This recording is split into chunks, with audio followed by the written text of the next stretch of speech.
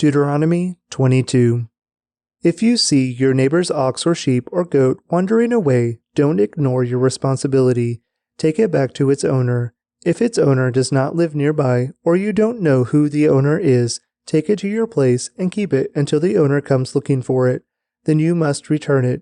Do the same if you find your neighbor's donkey, clothing, or anything else your neighbor loses. Don't ignore your responsibility. If you see that your neighbor's donkey or ox has collapsed on the road, do not look the other way. Go and help your neighbor get it back on its feet. A woman must not put on men's clothing, and a man must not wear women's clothing. Anyone who does this is detestable in the sight of the Lord your God. If you happen to find a bird's nest in a tree or on the ground, and there are young ones or eggs in it with the mother sitting in the nest, do not take the mother with the young. You may take the young, but let the mother go, so that you may prosper and enjoy a long life. When you build a new house, you must build a railing around the edge of its flat roof. That way you will not be considered guilty of murder if someone falls from the roof. You must not plant any other crop between the rows of your vineyard. If you do, you are forbidden to use either the grapes from the vineyard or the other crop. You must not plow with an ox and a donkey harnessed together. You must not wear clothing made of wool and linen woven together. You must put 4 tassels on the hem of the cloak with which you cover yourself, on the front, back, and sides. Suppose a man marries a woman, but after sleeping with her, he turns against her and publicly accuses her of shameful conduct, saying, "When I married this woman, I discovered she was not a virgin." Then the woman's father and mother must bring proof of her virginity to the elders as they hold court at the town gate. Her father must say to them, "I gave my daughter to this man to be his wife, and now he has turned against her. He has accused her of shameful conduct, saying, 'I discovered that your daughter was not a virgin. But here is the proof of my daughter's virginity.' Then they must spread her bedsheet before the elders. The elders must then take the man and punish him. They must also fine him 100 pieces of silver, which he must pay to the woman's father because he publicly accused a virgin of Israel of shameful conduct. The woman will then remain the man's wife, and he may never divorce her.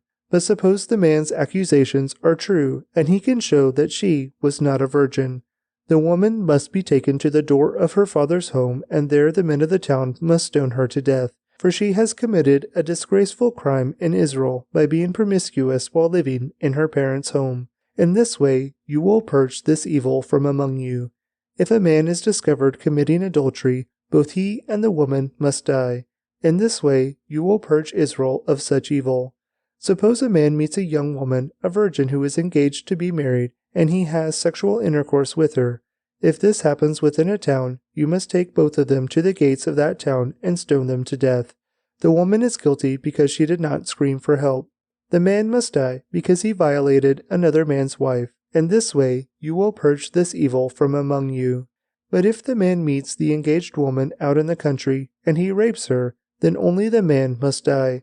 Do nothing to the young woman. She has committed no crime worthy of death. She is as innocent as a murder victim. Since the man raped her out in the country, it must be assumed that she screamed, but there was no one to rescue her. Suppose a man has intercourse with a young woman who is a virgin but is not engaged to be married. If they are discovered, he must pay her father 50 pieces of silver. Then he must marry the young woman because he violated her, and he may never divorce her as long as he lives. A man must not marry his father's former wife, for this would violate his father. Deuteronomy 23. If a man's testicles are crushed or his penis is cut off, he may not be admitted to the assembly of the Lord. If a person is illegitimate by birth, neither he nor his descendants for 10 generations may be admitted to the assembly of the Lord. No Ammonite or Moabite or any of their descendants for 10 generations may be admitted to the assembly of the Lord. These nations did not welcome you with food and water when you came out of Egypt. Instead, they hired Balaam son of Beor from Pethor in distant Aram Naharaim to curse you. But the Lord your God refused to listen to Balaam. He turned the intended curse into a blessing because the Lord your God loves you. As long as you live, you must never promote the welfare and prosperity of the Ammonites or Moabites. Do not detest the Edomites or the Egyptians, because the Edomites are your relatives, and you lived as foreigners among the Egyptians. the third generation of Edomites and Egyptians may enter the assembly of the Lord. When you go to war against your enemies, be sure to stay away from anything that is impure. Any man who becomes ceremonially defiled because of a nocturnal emission must leave the camp and stay away all day. Toward evening he must bathe himself, and at sunset he may return to the camp. You must have a designated area outside the camp where you can go to relieve yourself. Each of you must have a spade as part of your equipment. Whenever you relieve yourself, dig a hole with the spade and cover the excrement. The camp must be holy, for the Lord your God moves around in your camp to protect you and to defeat your enemies. He must not see any shameful things among you, or he will turn away from you. If slaves should escape from their masters and take refuge with you, you must not hand them over to their masters. Let them live among you in any town they choose, and do not oppress them. No Israelite, whether man or woman, may become a temple prostitute. When you are bringing an offering to fulfill a vow, you must not bring to the house of the Lord your God any offering from the earnings of a prostitute, whether a man or a woman, for both are detestable to the Lord your God. Do not charge interest on the loans you make to a fellow Israelite, whether you loan money or food or anything else. You may charge interest to foreigners, but you may not charge interest to Israelites, so that the Lord your God may bless you in everything you do in the land you are about to enter and occupy. When you make a vow to the Lord your God, be prompt in fulfilling what you have promised him, for the Lord your God demands that you promptly fulfill all your vows, or you will be guilty of sin. However, it is not a sin to refrain from making a vow, but once you have voluntarily made a vow, be careful to fulfill your promise to the Lord your God. When you enter your neighbor's vineyard, you may eat your fill of grapes, but you must not carry any away in a basket. And when you enter your neighbor's field of grain, you may pluck the heads of grain with your hand, but you must not harvest it with a sickle. Deuteronomy 24. Suppose a man marries a woman, but she does not please him. Having discovered something wrong with her, he writes a document of divorce, hands it to her, and sends her away from his house. When she leaves his house, she is free to marry another man. But if the second husband also turns against her, writes a document of divorce, hands it to her, and sends her away, or if he dies, the first husband may not marry her again, for she has been defiled. That would be detestable to the Lord. You must not bring guilt upon the land the Lord your God is giving you as a special possession. A newly married man must not be drafted into the army or be given any other official responsibilities.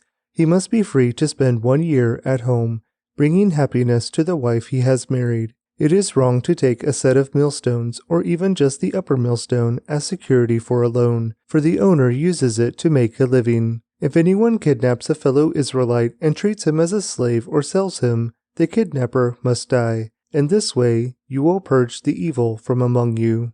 In all cases involving serious skin diseases, be careful to follow the instructions of the Levitical priests. Obey all the commands I have given them. Remember what the Lord your God did to Miriam as you were coming from Egypt. If you lend anything to your neighbor, do not enter his house to pick up the item he is giving as security. You must wait outside while he goes in and brings it out to you. If your neighbor is poor and gives you his cloak as security for a loan, do not keep the cloak overnight. Return the cloak to its owner by sunset, so he can stay warm through the night and bless you, and the Lord your God will count you as righteous.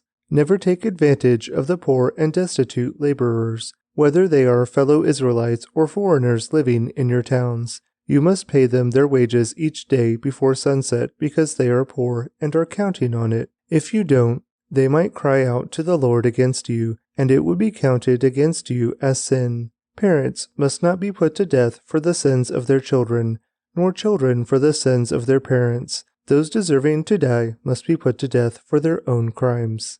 True justice must be given to foreigners living among you, and to orphans. You must never accept a widow's garment as security for her debt. Always remember that you were slaves in Egypt, and that the Lord your God redeemed you from your slavery. That is why I have given you this command. When you are harvesting your crops and forget to bring in a bundle of grain from your field, don't go back to get it. Leave it for the foreigners, orphans, and widows. Then the Lord your God will bless you in all you do. When you beat the olives from your olive trees, don't go over the boughs twice. Leave the remaining olives for the foreigners, orphans, and widows. When you gather the grapes in your vineyard, don't glean the vines after they are picked. Leave the remaining grapes for the foreigners, orphans, and widows. Remember that you were slaves in the land of Egypt. That is why I am giving you this command. Luke 15. Tax collectors and other notorious sinners often came to listen to Jesus teach. This made the Pharisees and teachers of religious law complain that he was associating with such sinful people, even eating with them. So Jesus told them this story. If a man has 100 sheep and one of them gets lost, what will he do? Won't he leave the 99 others in the wilderness and go to search for the one that is lost until he finds it? And when he has found it, he will joyfully carry it home on his shoulders. When he arrives, he will call together his friends and neighbors, saying, "Rejoice with me, because I have found my lost sheep." In the same way, there is more joy in heaven over one lost sinner who repents and returns to God than over 99 others who are righteous and haven't strayed away. Or suppose a woman has 10 silver coins and loses one. Won't she light a lamp and sweep the entire house and search carefully until she finds it? And when she finds it, she will call in her friends and neighbors and say, "Rejoice with me, because I have found my lost coin." In the same way, there is joy in the presence of God's angels when even one sinner repents. To illustrate the point further, Jesus told them this story. A man had 2 sons. The younger son told his father, "I want my share of your estate now, before you die." So his father agreed to divide his wealth between his sons. A few days later, this younger son packed all his belongings and moved to a distant land, and there he wasted all his money in wild living. About the time his money ran out, a great famine swept over the land, and he began to starve. He persuaded a local farmer to hire him, and the man sent him into his fields to feed the pigs.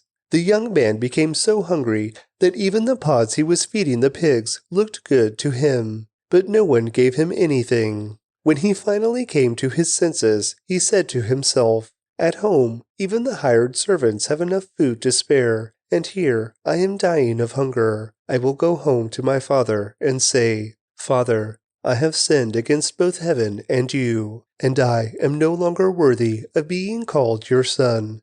Please, take me on as a hired servant.'"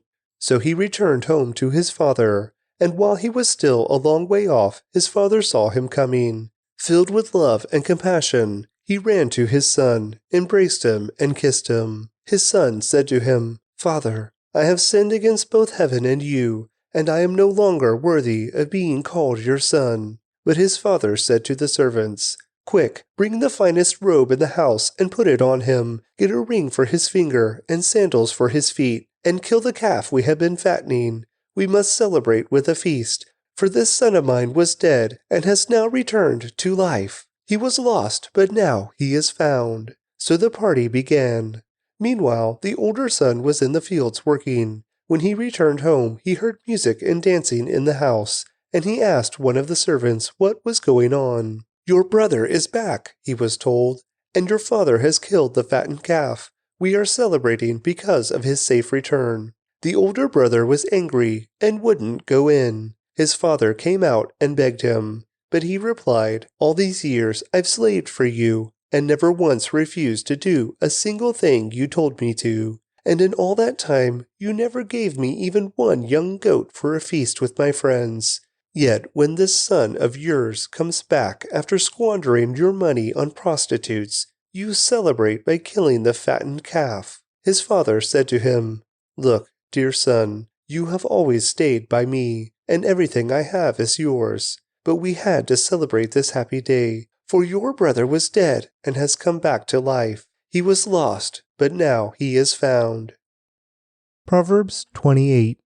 The wicked run away when no one is chasing them, but the godly are as bold as lions. When there is moral rot within a nation, its government topples easily, but wise and knowledgeable leaders bring stability. A poor person who oppresses the poor is like a pounding rain that destroys the crops. To reject the law is to praise the wicked. To obey the law is to fight them. Evil people don't understand justice, but those who follow the Lord understand completely. Better to be poor and honest than to be dishonest and rich. Young people who obey the law are wise. Those with wild friends bring shame to their parents. Income from charging high interest rates will end up in the pocket of someone who is kind to the poor. God detests the prayers of a person who ignores the law. Those who lead good people along an evil path will fall into their own trap, but the honest will inherit good things. Rich people may think they are wise, but a poor person with discernment can see right through them. When the godly succeed, everyone is glad. When the wicked take charge, people go into hiding. People who conceal their sin will not prosper, but if they confess and turn from them, they will receive mercy. Blessed are those who fear to do wrong, but the stubborn are headed for serious trouble. A wicked ruler is as dangerous to the poor as a roaring lion or an attacking bear.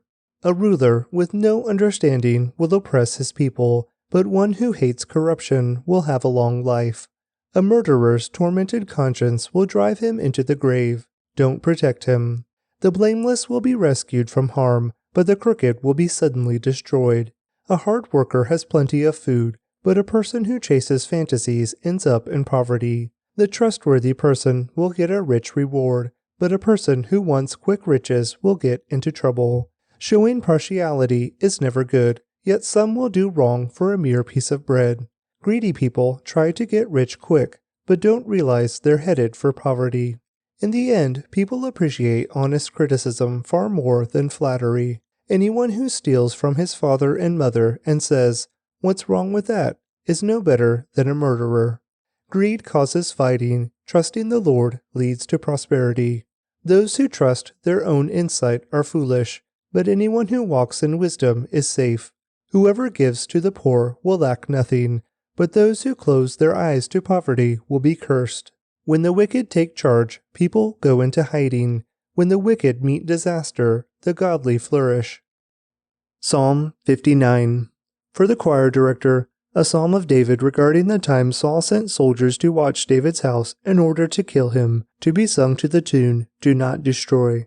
Rescue me from my enemies, O God. Protect me from those who have come to destroy me. Rescue me from these criminals. Save me from these murderers. They have set an ambush for me. Fierce enemies are out there waiting, Lord, though I have not sinned or offended them. I have done nothing wrong, yet they prepare to attack me. Wake up, see what is happening, and help me. O Lord, God of heaven's armies, the God of Israel, wake up and punish those hostile nations. Show no mercy to wicked traitors. Interlude. They come out at night, snarling like vicious dogs, as they prowl in the streets. Listen to the filth that comes from their mouths, their words cut like swords. After all, who can hear us? They sneer. But Lord, you laugh at them. You scoff at all the hostile nations. You are my strength. I wait for you to rescue me. For you, O God, are my fortress. In his unfailing love, my God will stand with me. He will let me look down in triumph on all my enemies. Don't kill them, for my people soon forget such lessons. Stagger them with your power and bring them to their knees. O Lord, our shield. Because of the sinful things they say, because of the evil that is on their lips, let them be captured by their pride, their curses, and their lies. Destroy them in your anger. Wipe them out completely. Then the whole world will know that God reigns in Israel. Interlude. My enemies come out at night, snarling like vicious dogs as they prowl in the streets. They scavenge for food, but go to sleep unsatisfied. But as for me, I will sing about your power. Each morning I will sing with joy about your unfailing love. For you have been my refuge, a place of safety when I am in distress. O my strength, to you I sing praises. For you, O God, are my refuge, the God who shows me unfailing love.